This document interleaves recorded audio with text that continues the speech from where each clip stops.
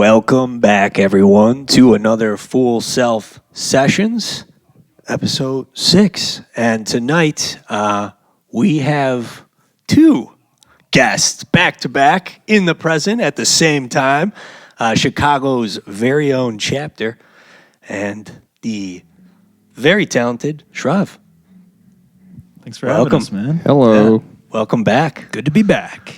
Back again for both of you, returning guests. First time on this one. It was rock radio before. Yes, so this is we're on the new, first time podcast. on the Full Self Sesh, where, we like to bring our full self to the table and just lay it all out, And you guys have been cooking, since the last time you were both in the stew. Chaepter, just phenomenal freaking work on just overall, the music you have put out, but seeing you tour and hit those shows, man, you've been grinding it out and fucking love it. And you did send me over the Empire Anthems.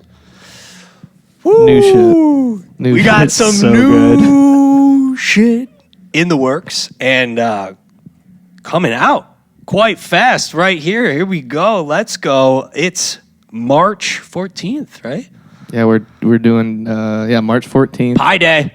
Pie Day. Pie Day, everyone. Look Doing out. Tapes with pleasure tapes.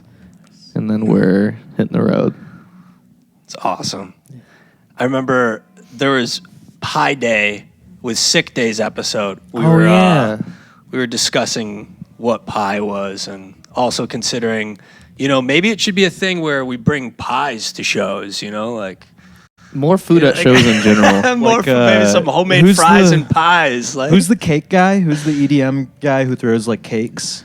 Oh, I know who you're talking about with the long ass hair. Yeah, Steve Aoki. We'll be like yes, Steve Aoki. We're cherry pieing the audience. Pie in Cherry the face. pie in the audience. Everyone's getting fed tonight. Everyone's getting fed. That's awesome. But dude, it is it's a killer EP, man. Very excited for it. Thanks, man. Right off the bat, gets with those opening lines, do the right thing, sink to your knees, don't talk about it, don't let him breathe, do the right thing, cover your eyes, do the right thing, get back in line. Whew. Speaking of which, turn that notification off. But damn, do the dude, right thing. dude. Swelling guitar love that opening lick. Thanks, and then, man. Yeah. Damn, dude, it's grooving. Yeah, we were doing we finished a record and that was kind of just these were all songs that I just didn't felt fit the record. Mm-hmm. So we did the record in the studio, did it to tape, did all that shit. And then we just were like, I was out of money to do studio stuff, so we just did a rehearsal space like about this size where we rehearse and just recorded it all like that. Like did it all live band, cut just a 1 or 2 takes each pretty much, and yeah, it was great. And then just got it mixed. So, but it's a whole different thing just doing it in a space like this. Because I've always done like DIY recording and shit, bedroom stuff, but like never like a full band. Mm-hmm. We're all just like 5 feet of each other recording and shit. So you guys are super packed in too. That's super tight. Yeah. But it was fun. We got it done. That's awesome, man. Yeah. But yeah, thanks for listening to it, man. Super sick. Gotta say, Promises, the tempo and drum beat, fucking epic on that Thanks, one. man. Dude. Thank you. Really dig that. That's Johnny Boy on the drums. Dude, where the vocals coming in? Who is that? That's Olivia. Damn, Yeah. dude. Yeah, it's like the best part. Yeah, I mean, the whole EP, we're all like, yeah. It's fucking. Yeah, they got such a good fucking voice. Yeah. Want to have them hop on more songs. This is beautiful. When you all work together, I think it just sounds great. Thanks, man. Yeah. Super stoked. So, Thank you, man. Everyone, on March 14th, you heard it here first, Empire Anthems. It's going to be out everywhere. And then the kickoff tour at the... Bliss. We'll be Empty at the Bliss. Empty Bliss. Yeah. Hell yeah. You'll be hitting the road again. Hitting the road. Which, yeah. Last time you were just came back, or you were just hitting the road the first time? I don't know actually. When I was on here, Yeah. I think I was when we had you mic'd up, we had all the mics in the game. I think I was prepping up for like a big tour or something. Yeah. Like the Naked Air tour. That's it. Yeah, Yes, dude. And congratulations again on that Thanks, record, man. Appreciate it. Super sick. Talk Future. What was when did that song come to you? That was like I wrote that like just the riff like a year and a half ago. Had no idea what the fuck to do with it. We're working on this other record.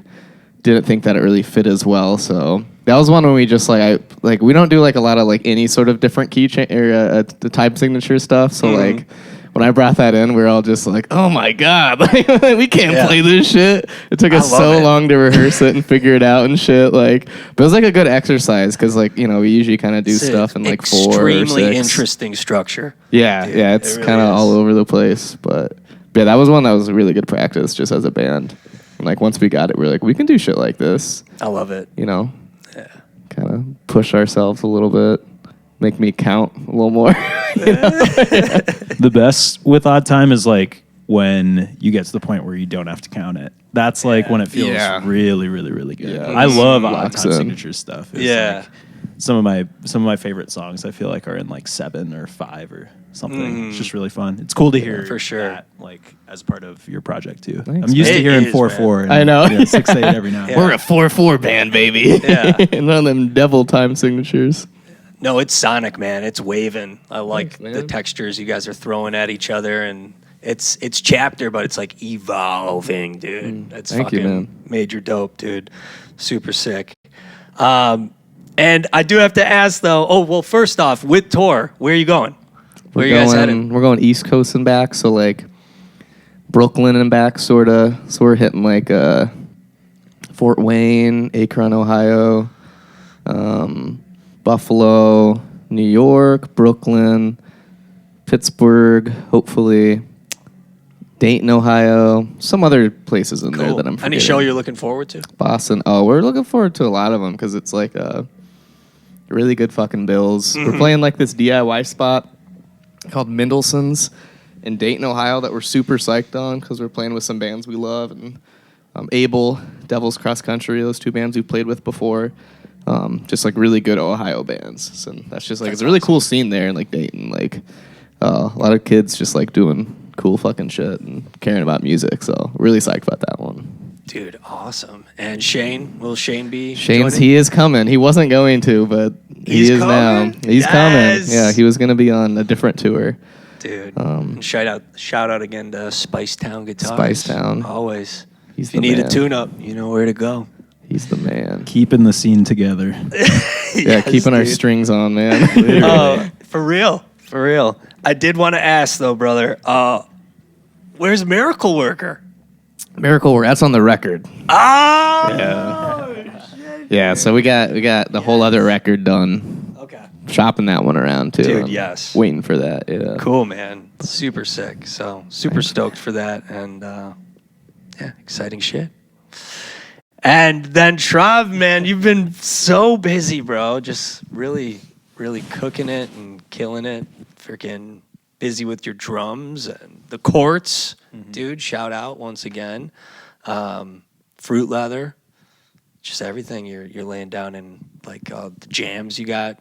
When the wall breaks down. When the wall breaks down, which obviously that's one of my favorite YouTube channels, and just really do appreciate what you did there, and love seeing those clips, man. You can't. It's like the best place to go for like live clips, the local, Chicago, what's happening. So appreciate it, man. How's the flyers and the events going? They're going great. I've been making like a lot more flyers and doing more visual art in the past year, or I guess since I saw you last, which for me is a very good thing. It's just like, making collages and visual art for me originally was a vehicle for me to stay off of nicotine, and it's turned into something that I feel like I'm exploring in a more sort of controlled and purposeful way over time, rather than it being something to sort of like keep me from one of my vices, I guess. So it's nice to be in that spot with it. It's also nice because I'm now at the point where like I can get paid to do this. And that feels really, really good. Like I've gotten to a point where I kind of have like a style and I know what people need, and being able to provide that and have a service that I can provide like for the community and also like back myself financially a little bit doing it too is like, it's a blessing for sure. Yeah. Super rad, brother. And the events too at Record Breakers, some of those bills, super awesome. Thanks. Love that. How did, I mean, obviously, I just like shout out and congratulations to the call to action drop. But I wanted to ask, how did those jams you guys have been doing at like Cafe Mustache and all that start happening?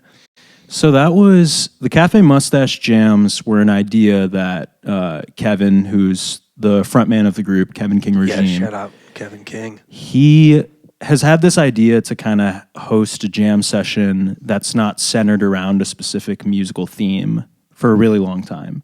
And I think that desire came from a lot of his experiences like hosting and playing in jams like in the city and also just like in other cities and in other scenes as well. Like we find that most jam sessions will have, they'll be centered around like a genre, a songbook, a general vibe.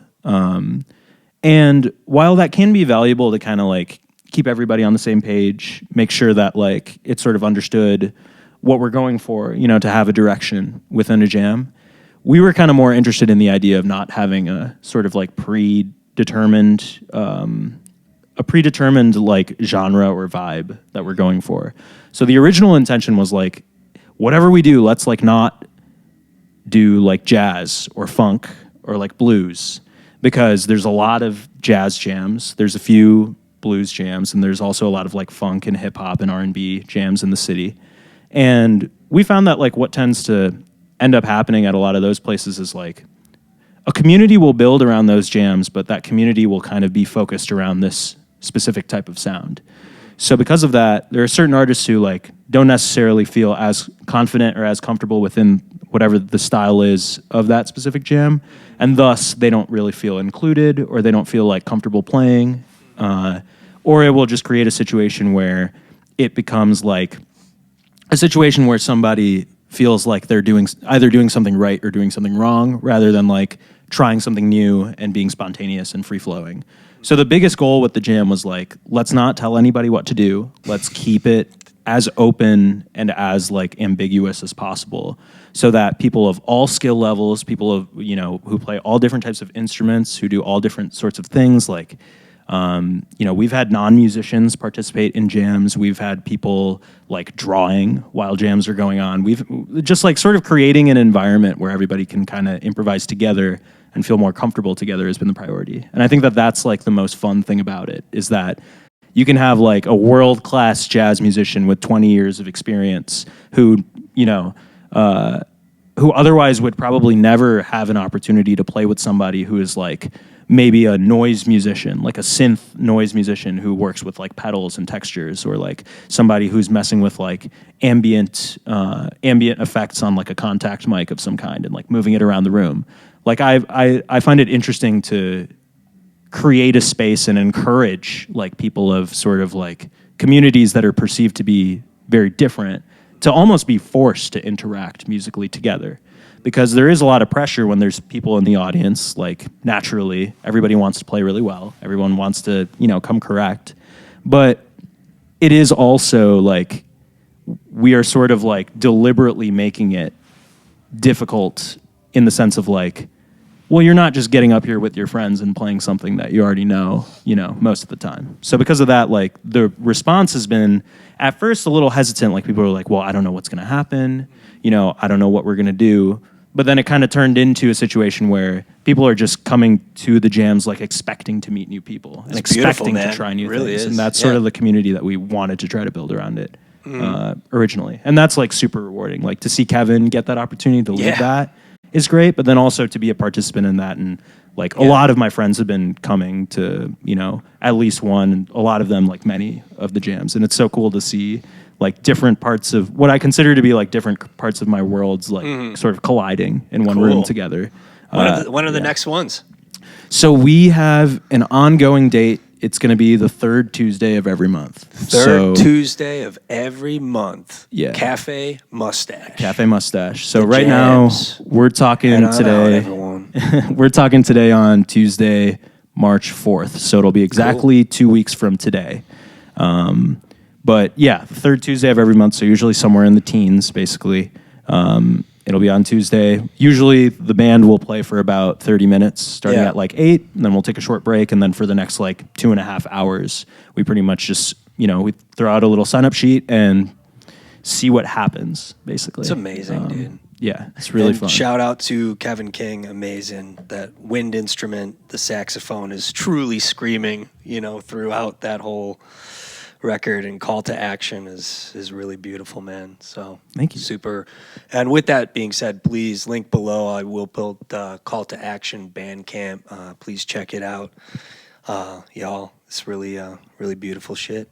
And soaring, man. That whole thing, I felt like I was soaring. Listen to the freaking, so spacious and jazzy and that last vibey track. and like, oh man, It was dude. crazy. It's my favorite one. Yeah. Thanks, LG guys. has some freaking ripping solos too. Just like, woo. Love it, man. Love what you're doing. And also, congratulations on selling out. The Uncommon Ground sold out, baby. That's great. That's super dope. That was a really fun night. Yeah. Very special, like, kind of. It was the first When the Wall Breaks Down show I had done in like over a year at that point. And it was with like 2 really, really good friends, and so many friends came to the show, and I wish they could all get in. Like, I know that you came as well, Dude, and you weren't even able to get in. Good. Danny came too and couldn't get in. And I was like, damn. Danny, Fruit Leather Danny. Yeah, because Dude, we I know, were coming, literally. dude. That's We were literally. coming in 'Cause mob last minute. Because it's like sold it's out. like a sit down. Right, yeah. It's like a sit down vibe with like reserved seating, and it had sold out like pretty much like right as doors opened. It sold out. So we didn't. None of us really even had time Congrats. to be like, yo, like if you don't have a ticket, like don't come. So thus, like it ended up in this situation. But it was a very special night, and the fact that Congratulations, bro. so many people came out to support was like really really cool. It was a good show. Super dope. Boom. Boom. And yeah, I think right about this time is a good time for us to break away. We'll jam, we'll rock, and then we'll hang out and we'll do a roundup. Let's do it. Let's do it. Thanks, y'all. Everyone, peace, love, rock and roll forever. Hell yeah.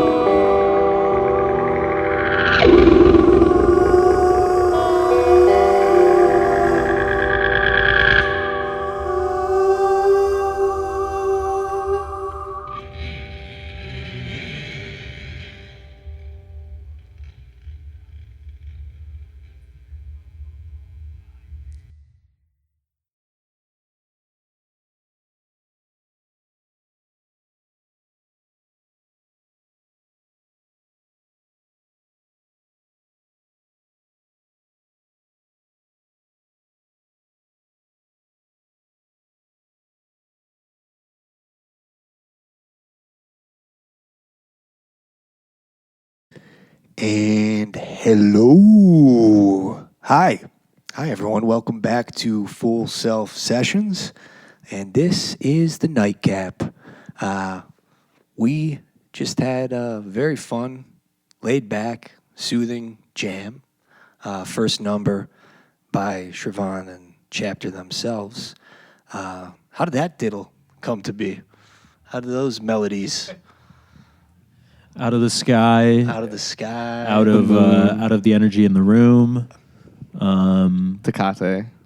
A little I bit think of the beer. Tecate helped. I want to say, yeah, I think that definitely had a little It's a bit. little sheen. It was a little, it was like a fire starter. You A know? little grease. A little grease. Put a little grease on No, that was super rad. Have you guys jammed before together? Like Yeah, improv it's jams? been a minute though. I feel like the last time was that At New Year's party. Oh, Whoa, my what God. happened on New Year's? No, it was What? just like that shit was so funny. Okay, It was at Danny's place. Yes. Oh, And, no way. So Dude, obviously shout out. a crazy Harvey jam. Waters. it was like a Dude, 10. yeah. Oh no, Danny. Fruit Danny, Leather. Oh, Fruit my Leather bad. Danny's place. Danny Fruit. But Shout it out was to like Fruit a- Leather and Harvey It was like a Waters. 10-hour show, Yeah. and I was slotted to play a set at like 1 a.m. Yeah. And Dude, I remember that's we brutal. at this party and. It was amazing. D had a mason jar like this big, just full of shrooms for everybody. Yes. So by the time I was playing my set, everyone was so gone. Gone. They were just like kind of roaming around the room, bumping off the walls. I was playing my songs. and, Kaleidoscope like, eyes. yeah, people were just kind of like moving the other way. I was like, Lucy in Yeah. the sky I with was like, diamonds. yeah, this is a fun crowd. You played Bear with it, and it was awesome. Yeah, it was Damn, I love that It was a song. night. It was a night. And Was then that we the ended first up. time he played Bear with it? It was early on in that Early, song. yeah. though, And yeah. that episode before, I have to bring it back. You said that the first time you played it, shout out to Tommy. Tommy, didn't he call out the song? he then? named it. Yeah, he Yeah, named dude, it that's for me. fucking Yeah. awesome. That was great. Yeah, man. At House of Rock and Roll, what are the Yin Waster guys? Yeah. That's like their Yeah. place. That yeah, Rock that was and a Roll fun House? show. Rock Oh, and yeah. Roll House. That's Dude, sick. shout out. But yeah, Shout out that you, jam Wayne. that we did that night was after all of that. It was Yeah, that at was like crazy. 4. Yeah, or that was something. insane. Because I remember like when it was New That was when Year's. Dom showed up at like 2:30 Yeah. with like a 30 racks. I know. I was It like, I was- guess it I'm was drinking more. ridiculous. It was Yo, so ridiculous. Dom, yes, let's It was go. so ridiculous because I think Bring in the Kev ammo. was throwing a party that night too. Oh, really? Yeah. And yeah, so it was kind of split. Like the vibe that I got was that like that party was like, you know, like all of them were kind of loosely like DJing and like stuff, and then this party was like everyone was just like doing like music and like That's so gnarly. psychedelics and stuff. It was I want very, to go very to a different. party like that. That's what's up. That's That was cool. really Sounds fun. Super fun. But yeah, I also remember that night because I like played drums with Dante when like New Year's happened, like at midnight, and he was just looping this like modular synth thing. He had he does. this like half a second. It was like a half a second modular synth thing, and he looped it for like 20 minutes straight and just kept like slightly messing with the texture. That's mean nasty. And then he was just like, just play along with it. No. And it's midnight and like everyone's wasted at this point. And I'm just hearing in a very weird place. the whole all I could hear, like everything's pointed away from me, and he was just like, you'll know what to do. Like you'll know what to do, it'll be fine. And I was like, okay, like I'm gonna trust that. I can barely hear it, but all I could hear is just like just straight going, and I was like, all right. And that was like the heart of it was the most workout I've gotten from playing drums, because it was just so fast, dude, and insane. And it was a very cathartic release, and it was really fun. Yeah. If not for it being New Year's, we would have gotten a noise complaint for sure. And you're killer on drums, dude, by the way. Thanks. That's got them chops. Sick, dude. Yeah, chops that was like that was a and wild shout out to one. Sick Day, always. Getting our like death grips on, but with no vocals. That's what it felt like to me. I've been listening back to a lot of Death Grips lately. There's something always just brings broke me up, back right? to They're the Grips, done. dude. Death Grips broke up like a while ago, but they just made it like official. Oh, right. Did they really? I don't even know. Yeah, because they didn't really like do anything. Like their last album was like 7 years ago. Yeah. And then they played like a couple shows since then. Damn. And Stefan, the singer, is just like painting now.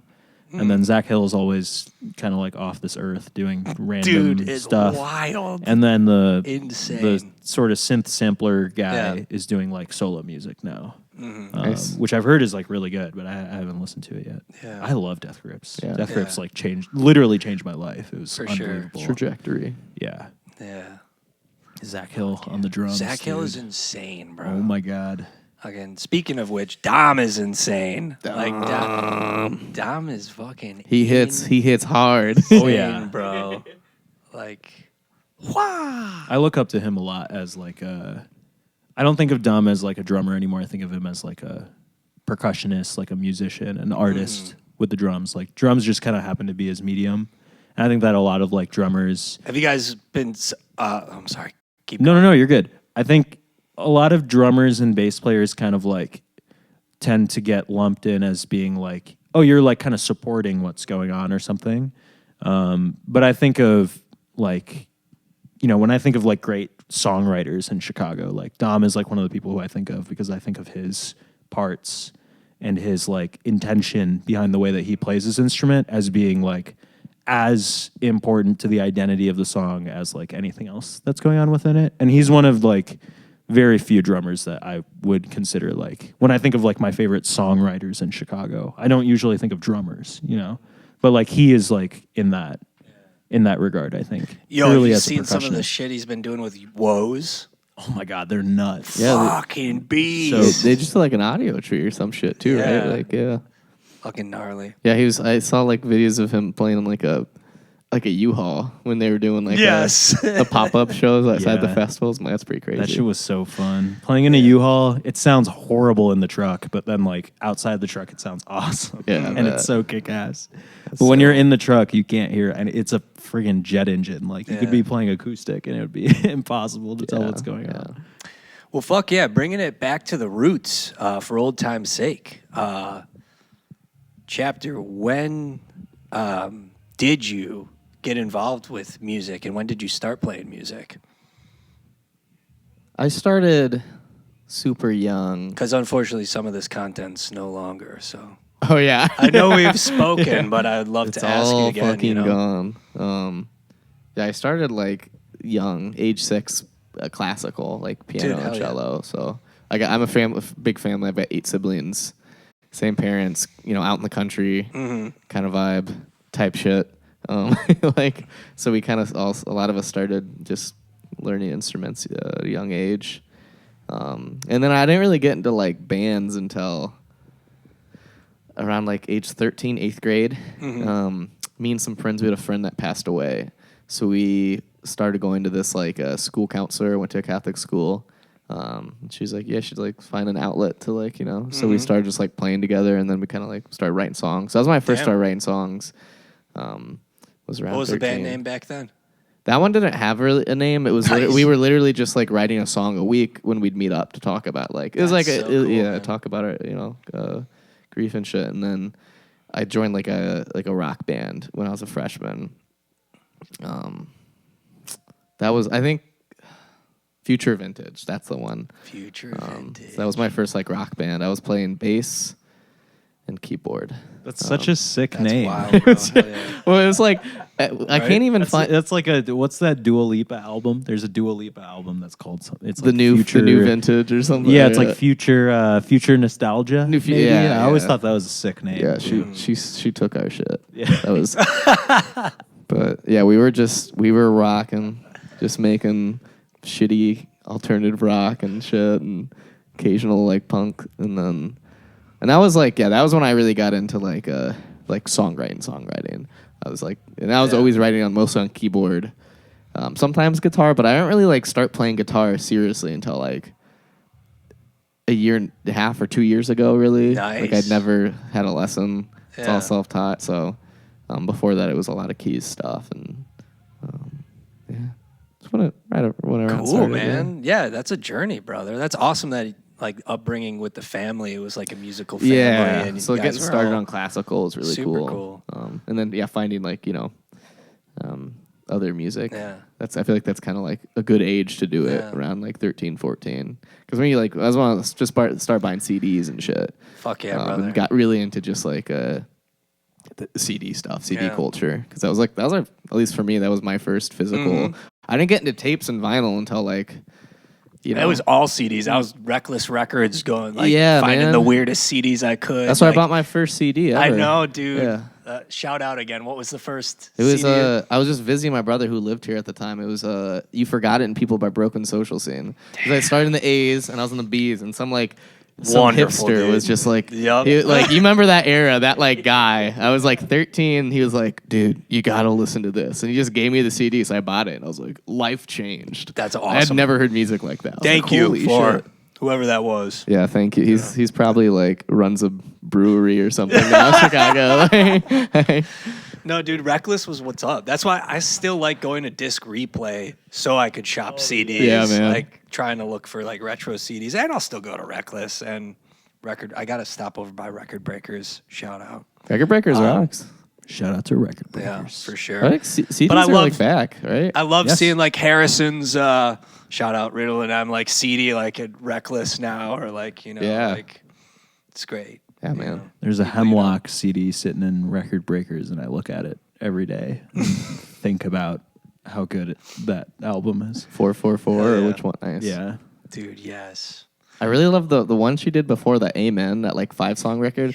I like that record We even listened more. to that on tour. That It was record's like so good. amazing. Yeah. Like the production's So good. crazy. Yeah. It's like Amazing, 20-minute dude. record. Well, singer-songwriters, speaking of them, dude, fucking love your shit and dang, like fucking super hella fucking heavy, dude. And it's always a blast having you. Thank you for coming back on and chilling. Back at it. Shravan, when did you start cooking on the music? So I started on drums, and I started playing drums because I used to grab Tinker Toys. Do you know Tinker Toys? Like the So Damn. I would grab the sticks, and I would just be hitting stuff with it. And my mom was like, "Oh, he's a drummer." So she put me into drum lessons when I was like 8, and didn't really understand it. I could sort of.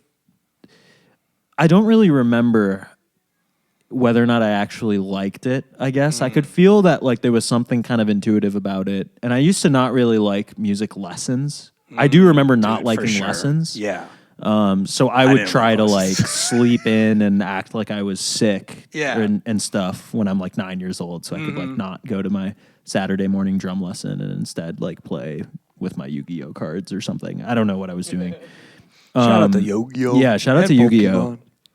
Pokemon. And then, eventually when I was like 10, I sort of was focused on playing baseball. I was more of an athlete than a musician. At least that's what I considered myself to be. Shrav used to be a jock before he Yeah, was I was quite the jock. I was Hell like, yeah. I was a baseball player, which I think is all that it takes to be the douchiest of douches when it comes to being a jock. But now you're an artist. Yeah. But yeah, by the time I got to like 15 years old, 16 years old. Jock rock.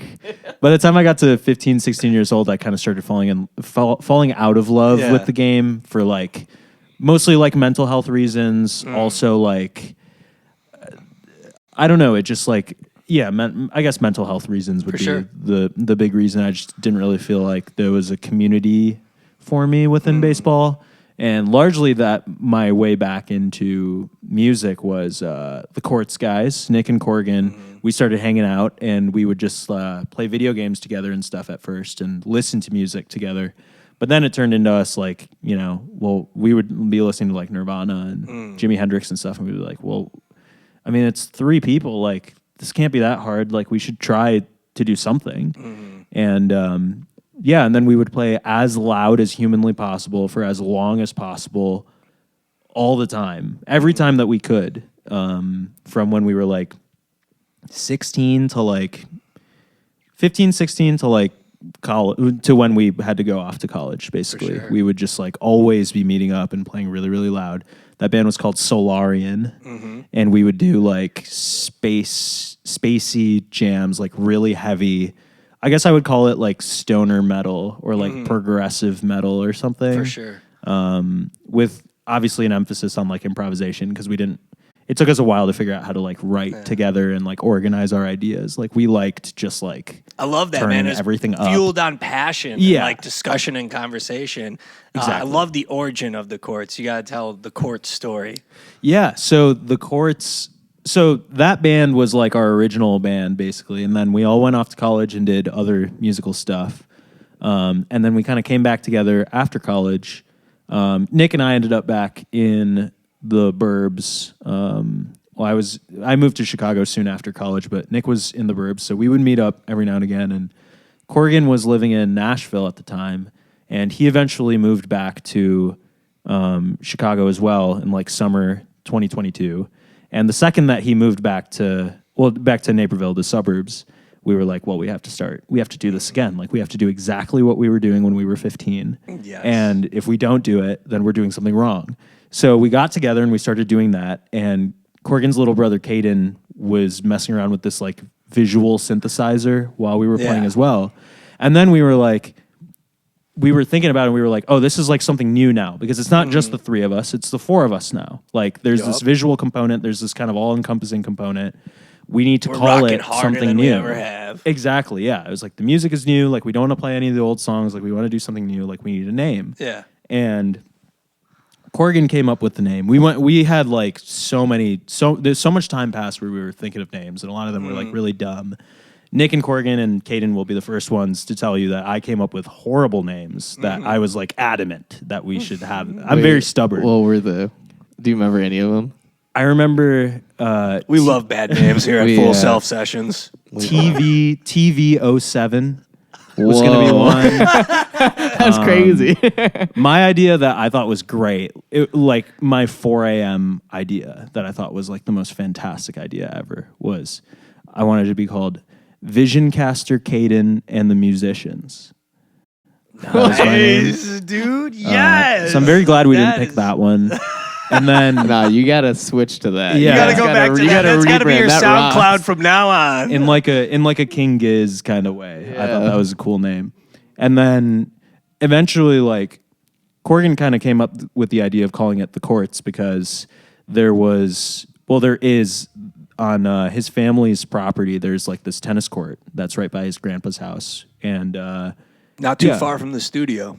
Not too far from the studio, just a short little walk away. And when we were really young, we would, have like sleepovers and stuff, and we would sneak out, go smoke weed, and hang out there. And we would always call it the Courts. Like, let's go to the Courts and hang out. Let's go to before we ever had the band name. And he was like, oh, the Courts. Like, we should call the band the Courts, because it's not like each of, because it's like, we like the idea of having it be like the somethings, because that's it feels kind of classic and kind of rock and roll. And we think of ourselves as being like a rock and roll band. And you guys rock. but the thing that we liked about it is that the courts, it's not like a bunch of courts or something. It's like the courts is just what we called that place. Yeah. So the idea of naming your band after a place was also interesting to us, but having it almost sound like a real band name, like a rock band and a place name. that was special to Yes. you guys, where you Like united the in place. theory and thought and passion. Like, Absolutely. I love that about the story. It was like you went back to the root of like where you guys all met in passion and like we're talking about it and super jacked about it was in the court, in the court, you know? Yeah, so I love that, yo. Yeah, it was Super kind of sick. like going back to our roots for sure, like staying in touch with like why we were doing this in the first place, which is because like first and foremost, like we love music and we love playing together and we take it very seriously, but it's like we're friends, you know, like we would hang out together and like do things for the first time together and give each other shit. Like that's what it was always about. It wasn't originally about like trying to be the sickest band of all time. It was just originally about like spending time together. So like naming the band after something that to us signifies like the time that we would spend together is like, in hindsight, I'm really glad that our band is named after that because I think that that's like the perfect thing for that band to be named after. You know, Could have been Vision Caster, Kate, and I love that, dude. the musician. and the musicians. I thought that would have been so funny and really good. That went crazy. VKTM has a good. That's a good acronym. That does, dude. That To me. rules.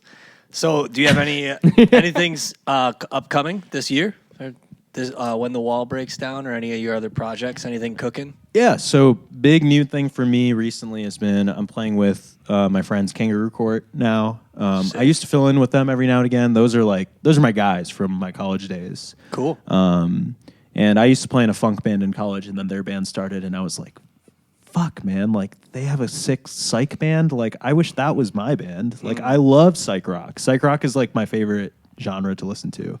Yes. So as soon as they came up, I obviously quickly became friends with all of them, would go to all of their shows and hang out, and whenever they would need any help with anything, I would try to, like, be there for them, and now it's kind of led to a situation where they needed a bass player because their old bass player, Noah, ended up moving to Rhode Island. And he's also got his own band. His band's called Slow Pony. They're really good. They're doing like kind of like alt country, indie folk kind of thing.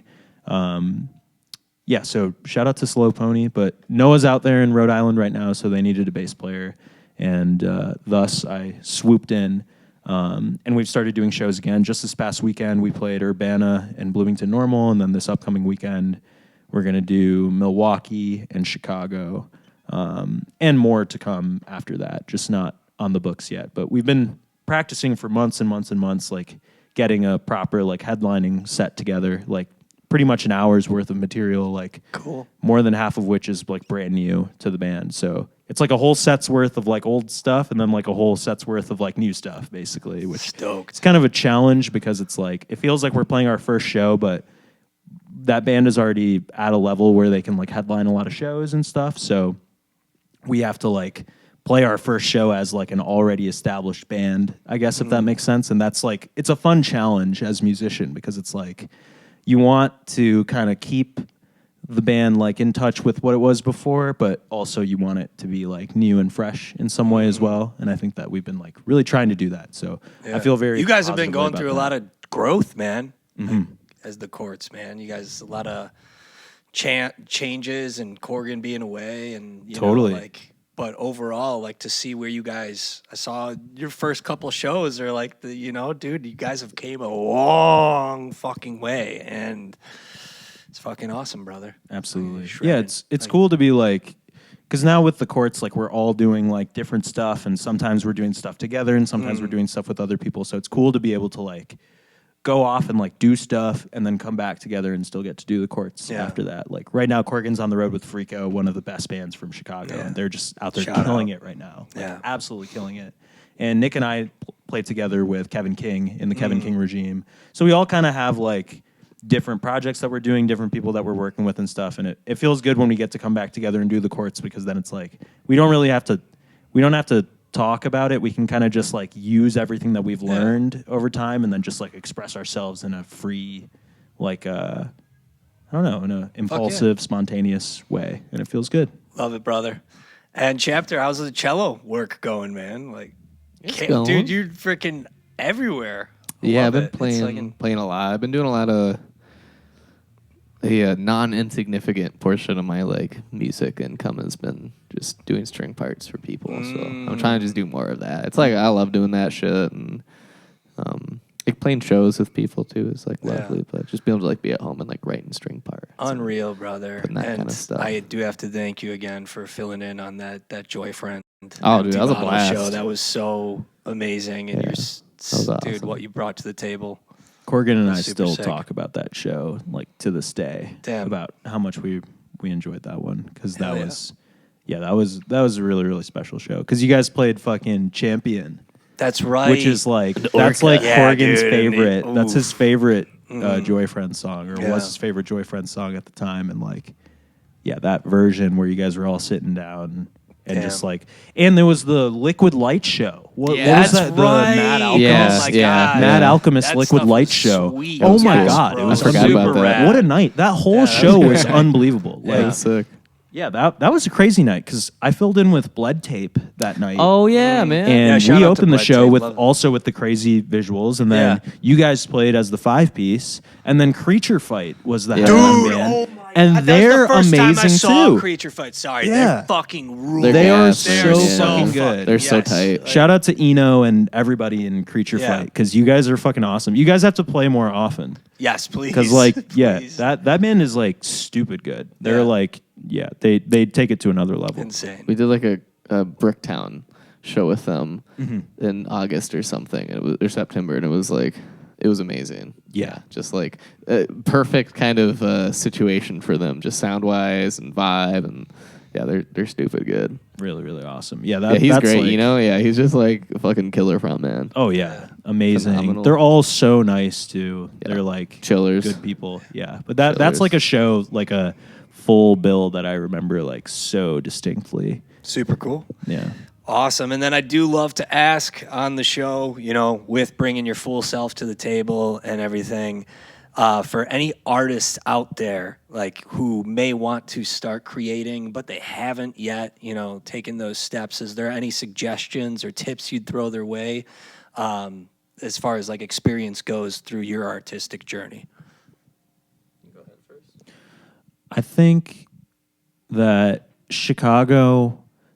the Chicago music scene can seem like very daunting to try to get into, but I think that like the easiest way in, and also the most authentic way in to start doing more stuff like within the community, is to find people who are making art that you like, and go to their shows and listen to their records, and like become friends with somebody, like based off of, I feel like essentially what I'm saying is like give to the community before you want to take from it. I think that's the best way to do it. Yeah. So before just thinking about like how you can find your way in, it's like think about something that you can do for somebody who's already in the community. Damn. So I think that like that creates a culture of like I think about it as like the analogy that I give is like I love like sitting in a car with a bunch of my friends, and then you get past the aux. Like the aux is going around, and somebody gets to play songs, aux right? Getting passed around. So most people in a situation where you get past the aux, you'll play either your own release music or your own demos, right? But I like to think, my analogy is like, I would love to get past the aux in my friend's car so that I can go play like a Chaepter song, or like the example that I gave last time was a Harvey Waters song. For sure. Or like something that I had no part in, basically, but I want to use the opportunity that I have with Eyes on Me to amplify something that somebody I believe in is doing, And I think that like coming to things from that angle opens you up to the possibility of becoming part of the community. Because I think that the reason why all of us are part of the community, and why we feel so positively about the community, is because not just because we feel positively about what we're doing, but we feel very positively about what everybody around us is doing, and we support each other. You know? We're all willing to show out for each other, play on each other's recordings. Dude. buy their tapes, buy their CDs, etc. Go to their shows, like fill in for stuff, make ends meet where they can be met. And I think that that's like the most important thing, like thinking about how you can give to the scene basically before realizing what you can get out of it. I love that, man. Thank you. Very well said and really beautiful and so true, man. We gotta support each other, like the scene and being there, supporting the people the musicians the artists like it all starts with us. And shout out to Malcolm Online. One of the things he said that I loved when he came through on Rock Radio USA was that like it's so easy when you're not yet totally plugged in to feel like an outcast. It's so easy to feel like nervous to go to shows and show up. It's easy to feel that way, and I get it. Like it is easy during challenging times to isolate, but more than ever, I think this is the time to get out to those shows. Support the artists that you want to be there for, and really, I feel like the scene and community is really coming together. So I love that you said that, dude. Like, and to nurture, strong right? for sure. I feel like that's like a scene needs nurture. Get out there. Needs people that are willing to fucking I don't know. Buy them tapes. And like like do Dude, shit like real. this, like just like be glue shit together, like bring artists together, give people like a space to come together. And Hell yeah. communicate and talk with each other and stuff. And if it's just bands that are all just like climbing each other, like there's got to be like other shit. Like that's not a community. Like community's about like this, like jamming together and talking and totally. Damn. Fuck yeah. That's what's up. Hell yeah. Well, this has been a blast, dudes. Everyone, freaking Chaepter 3/14 Pi Day.